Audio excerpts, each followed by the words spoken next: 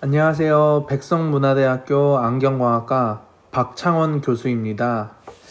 우리 2학년 학생들은 저를 수업에서 처음 보게 되는데 아직 우리가 얼굴도 서로 못 익힌 상태에서 이렇게 이제 온라인으로 만나게 되는 데 있어서 아쉬운 마음을 전합니다. 아직도 코로나 바이러스가 전 세계적으로 계속 퍼지고 있는 상황으로 인해서 우리나라뿐만 아니라 전 세계적으로 산업 전 분야에 걸쳐서 경제, 문화 등이 다 위축되고 또 이제 많은 일들이 이로 인해서 힘든 게 좀 어려움을 겪고 있는데 빨리 바이러스가 종식되어서 우리 학생들도 학교에서 만나볼 수 있는 그 날을 기다립니다. 우리 모두 한마음으로 파이팅해서 코로나 영향에서 벗어나서 모든 것들이 정상화되기를 간절히 기도합니다. 본 강의는 토링 렌즈의 가공과 실습을 다루는 과목입니다. 안경광학과에서 이제 메인이 되는 과목 중에 하나인 전공 과목으로 이번 시간에는 이 과목에 대한 소개와 해당 과목의 필요성에 대해서 강조하고자 합니다. 조제가공 과목은 우리 국가고시 영역에서 이제 봐도 굉장히 중요성이 있는데, 우리 이제 국가 시험에 이제 보면은 조제가공 파트, 그러니까 안경을 이제 만드는 거, 그리고 눈 검사하는 이제 안과학 분야, 그리고 눈 검사를, 그러니까 눈 상태를 이제 파악하기 위한 눈의 이제 광학 분야, 네, 광학, 그리고 눈 검사 안과, 그리고 조제. 크게 보면 이렇게 세 개의 과목인데요. 국가고시 시험에서 가장 이제 문제수가 많은, 비중이 많은 과목이 이 조제가공 파트예요. 그래서 이제 아직 친구들은 이제 2학년이고 아직도 2년 가까이 시간이 남았지만은 지금부터도 이제 우리 조제가공이 관련된 이제 내용이나 이제 국가고시 시험 문제 같은 경우는 조금 이제 신경을 쓰고 좀 풀어보고 우리가 이제 좀 많이 이제 이제 이론적인 내용을 좀 머릿속에 많이 담아두고 신경을 써야 되는 과목이에요. 그래서 이제 나중에 이제 몰아서 하려고 하면은 이 과목 이 범위가 굉장히 이제 많고 이제 과목 그 문제수가 많기 때문에 많이 또 힘들어 하는데, 그래도 이제 다행인 부분은 조제가공 파트에서 이 이론적인 어떤 이제 그 난이도가 좀 낮은 편이에요, 다른 과목에 비해서. 그래서 저는 이 과목 자체가 이제 실습 위주로 이루어지는 과목이기 때문에 국가고시 시험도 이제 문제도 준비하고 중요한 부분 있으면 내가 또 이제 책에서 또 많이 언급하고 이게 강조를 할 텐데, 조금 우리 학생들은 이제 실습 이제 2주 지나고 나면 이제 실습을 할 거예요. 실습 때 조금 편안하게 좀 즐긴다는 마음으로 들어와서 이제 수업에 임했으면 하는 바람이 있습니다. 조제가공은 숙련도를 요하는 과목으로 정확한 이론 지식을 바탕으로 해서 반복적으로 이제 이 숙련 기술을 익혀야 되는 과목이에요. 지금은 어쩔 수 없이 이렇게 사이버 강좌로 해서 2주간은 이론 수업을 이제 해야 되는 그런 상황인데, 일단 우리 교재는 강의 기획서에서도 이제 공시했듯이 그 안경 조제 및 가공책이 있어요. 그 이제 성풍주 저자 그 책을 준비해서 이제 오시면 되고요. 그리고 이제 또 따로 필요한 부분 있으면 제가 유인물 통해서 제가 정리한 부분 통해서 이제 나눠줄 거예요.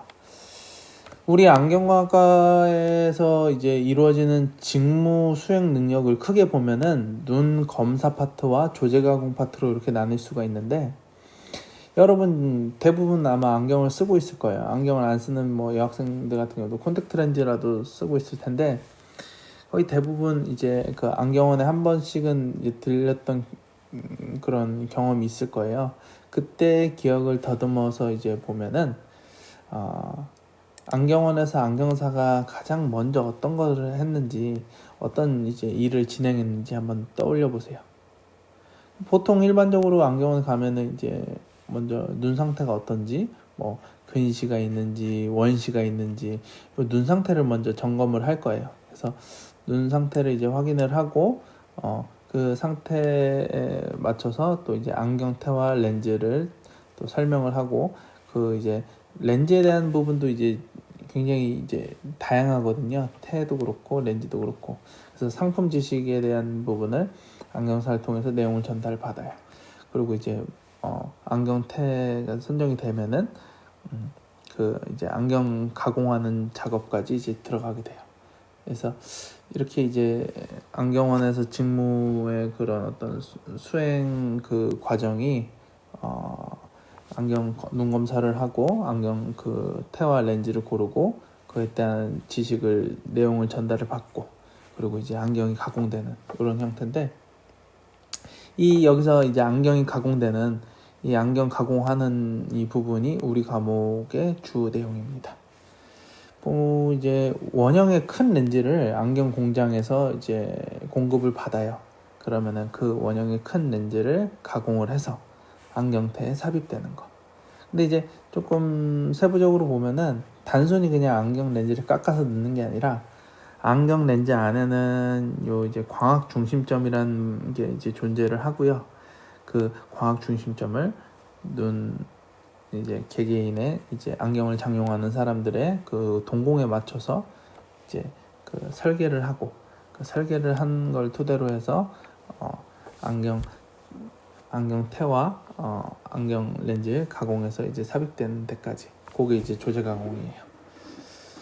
눈썰미가 있는 친구는 뭐 안경원에서 이렇게 좀 봤지만은 안경사가 안경 처방전을 작성하고 뭐 이것저것 기기를 활용해 가지고 뭔가 또 측정하고 가공하고 하는데 그 일련의 모든 과정들을 우리 이제 수업 시간에 습득하게 됩니다.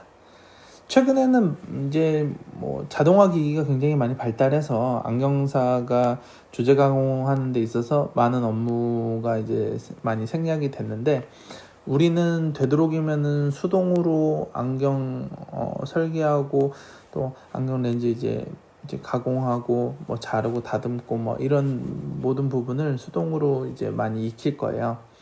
우리가 이제 그 어차피 자동화된 기기는 안경원 가서도 이제 굉장히 간단하게 이제 숙지할 수가 있고 연습할 수가 있는데 수동으로 이제 가공하는 부분은 학교에서 아니면 사실 하기가 힘들어요. 그런데 뭐 대부분의 안경원이 그렇게 자동화 기기가 잘 이제 구비가 돼 있는 안경원에 가서 우리가 일을 하게 되는데 수동 과정이 왜 필요하냐 또 이렇게 반문할 수도 있어요. 근데 우리가 수동 과정을 익혀서 활용하는 그 순간이 분명히 한 번씩은 맞닥뜨리게 되거든요. 안경원에 있다 보면 우리가 그 이제 자동기기도 한 번씩 이렇게 아무래도 기기다 보니까 쓰다 보면은 또 이제 중간에 망가지는 경우도 생기고 막 이러기 때문에 수동으로 우리가 언제든지 할 수 있는 그런 능력, 그런 이제 손기술들 이제 충분히 이제 가지고 한번 연습해보고 그 기술을 익히게 되면은 언제든지 이제 꺼내서 쓸 수 있는 여러분들의 그런 어떤 그 자양분이 될 것입니다. 그래서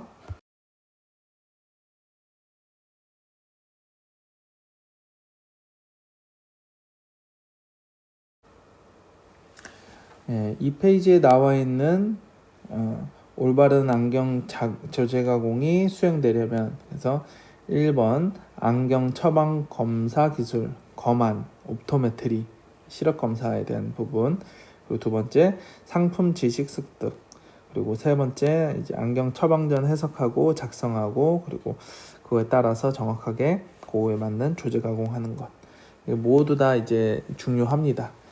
이제 대부분 사람들이 1번 눈 검사하는 과정이 제일 중요하지 않냐 해서 이제 많이 이제 또 이 부분을 또 언급하고 또 현직 안경사들도 많이 이 부분을 신경 쓰는데 3번 굉장히 중요하다고 제가 방금 언급을 했죠. 그리고 2번도 물론 중요해요. 안경사가 안경테와 렌즈에 해박한 지식을 가지고 있어서 고객에게 정확한 정보 전달을 하는 거. 이 또한 직무 굉장히 중요하고요. 그리고 사실 2번 부분이 안경원에서 많이 신경 쓰는 부분인 이유가 아무래도 매출하고 좀 직결되기 때문에 그렇기 때문에 이제 그 부분을 많이 강조를 하고요. 근데 아무리 정확하게 검사를 하고 뭐 검사 기술이 좋은 안경사가 검사 정확하게 하고 꼼꼼하게 하고 그리고 또 좋은 렌즈와 좋은 테를 제공해서 최상의 지금 뭐 컨디션이 된다고 해도 마지막 과정인 조제 가공 작업에서 오류가 발생하고 여기서 오차가 생기면은 그 앞에 일련의 그 수고와 과정들이 무의미하게 됩니다. 내가 아무리 검사를 잘하고 정확하게 꼼꼼하게 측정하고 해도 안경이 오차 생기면 어떻게 돼요? 안경이 오차가 발생하면 어떠한 일이 발생되는지 예를 한번 들어볼게요. 일례로 내가 난시 안경의 축 방향이 틀어지거나 동공간 거리가 늘어나거나 줄어들게 되면은 아예 나는 다른 처방의 안경을 쓰게 되는 케이스가 됩니다. 난 분명히 도난시에 90도 방향의 도난시를 가진 난시안인데 이 안경을 만들다 보니까 뭐 예를 들어서 동그란 안경, 원형 안경 이제 많이 쓰죠 친구들이. 그 안경을 이제 가공하고 삽입하는 과정에 있어서 좀 축이 이렇게 돌아갔어요. 안경 렌즈가 정확하게 90도 방향으로 들어가야 되는데 120도 방향으로 이렇게 비스듬 방향에서 삽입이 된다고 하면 산안시안을 교정하는 그 산안시안 안경을 쓰게 될 수 있어요. 그렇게 되면은 그것 때문에 또 어지러움 발생하고 안정피로가 가중되는 상황, 그 상황이 생기게 돼요. 그리고 동공간거리 PD의 오차 또한 이제 문제가 됩니다. PD가 틀린 안경을 그냥 쓰게 되면은 우리 그 사시나 사위안을 교정하는 안경이 뭐가 있다 그랬죠? 옵토메트리 개론 시간에 배웠을 거예요. 프리즘 안경이라는 거 들어봤을 거예요. 프리즘 안경을 쓴 효과가 발생해가지고 내 눈의 시선 운동에 방해가 되고 심지어는 그것 때문에 이제 안정 피로가 생기고 없던 사시나 사위가 발생될 수도 있어요. 그리고 또 이제 조제 가공하면서 또 알 크기도 중요한데 안경 렌즈 이 알 크기가 정확하게 내 스탯 사이즈하고 맞게끔 가공돼서 들어가야 되는데 이게 잘 안 지켜지는 안경이 은근히 많아요. 여러분들도 지금 안경 쓰고 있는 거 이렇게 안경 벗어서 한번 안경 그 테랑 렌즈가 적합하게 들어가 있는지 아니면 조금 눌려서 들어가 있는 건지 아닌지 한번 이렇게 좀 유심히 한번 봤으면 해요. 특히나 이제 플라스틱 테 이제 뭐 대학생 친구들이 많이 쓰는 그 이제 플라스틱 테 좀 말랑말랑한 재질의 플라스틱 TR테라고 하는 그 테 같은 경우는 이렇게 조금 이제 유동성이 있기 때문에 안경 렌즈가 조금 크게 가공되더라도 힘으로 넣으면 좀 들어가는 테거든요. 그런 안경테에서 많이 좀 발생되는데요. 너무 큰 안경 렌즈가 안경테에 강제로 삽입이 되면 내가 원래 처방전에서 쓰여진 안경보다 도수가 강한 렌즈가 되는 효과가 발생됩니다. 그러니까 다시 설명하자면 뭐 예를 들어서 내가 근시 마이너스 2.00의 도수 안경을 처방받아서 썼다. 이렇게 가정해 보자고요. 근데 내가 이제 굉장히 알 크기가 큰 안경 렌즈가 내 안경테에 이제 억지로 들어가 있는 상황이다. 그게 뭐 하루 이틀 뭐 한 달, 두 달 정도는 괜찮을 거예요. 근데 뭐 3개월, 4개월, 6개월 지나다 보면은 이게 억지로 들어간 렌즈 같은 경우는 휘게 돼 있어요. 안경 렌즈가 안에서 응력이 생기면서 이제 커브가 조금 더 심하게 지는 그런 상태가 되는데 근시 같은 경우는 이러면 과교정된 안경을 쓰고 있는 상태가 돼요. 뭐 나중에 재보면은 내가 분명히 마이너스 2.00 도수로 이제 분명히 처방받았고 그걸 안경을 썼다고 기록이 돼 있는데 나중에 검사해보면은 마이너스 2.25 뭐 2.50까지 한 단계 두 단계 정도 더 과교정된 안경을 쓴 상태가 되기도 합니다. 이 경우가 장시간 지속되게 되면 어떻게 되겠어요? 이것 때문에 내가 원래 가진 근시보다 내 이 근시가 더 심해지는 경우가 발생이 됩니다.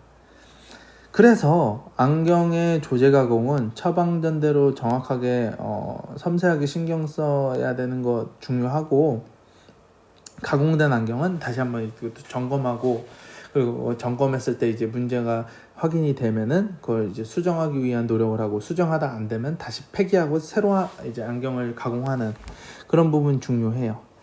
그래서 우리 이 이제 조제 가공 이 파트에서는 제일 중요하게 요구되는 게 정확하게 이제 꼼꼼하게 수행돼야 되는 거, 그리고 안경 사이 손기술, 이 부분이 이제 중요한데, 사실 손기술이 애초에 내가 뛰어나든 안 뛰어나든 그거는 크게 우리 친구들이 별로 걱정 안 해도 돼요. 왜냐하면은 대부분 내 친구들이 이제 겪어보면은 처음에 이제 잘하는 친구 있고 못하는 친구, 처음에 1주차, 2주차, 3주차 때는 이게 어느 정도 친구들이 이제 차이가 있다가 한 3주차, 4주차, 5주차 넘어가다 보면은 사실 실력이 어느 정도 다 비슷하게 이제 어느 표준 이상으로는 넘어오게 되거든요.